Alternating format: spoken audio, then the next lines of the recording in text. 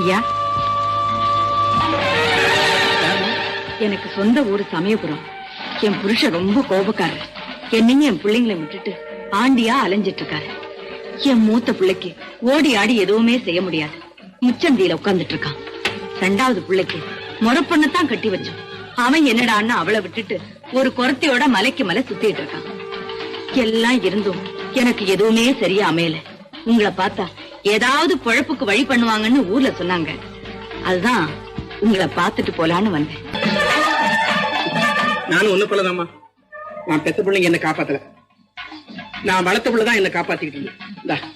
இதை கொண்டு போய் பால் வியாபாரம் பண்ணி குடிச்சு.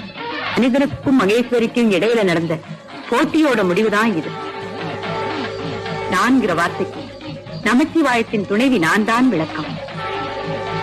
எனதேங்கிற உரிமை அந்த ஈஸ்வரனிடமே சரிபாதி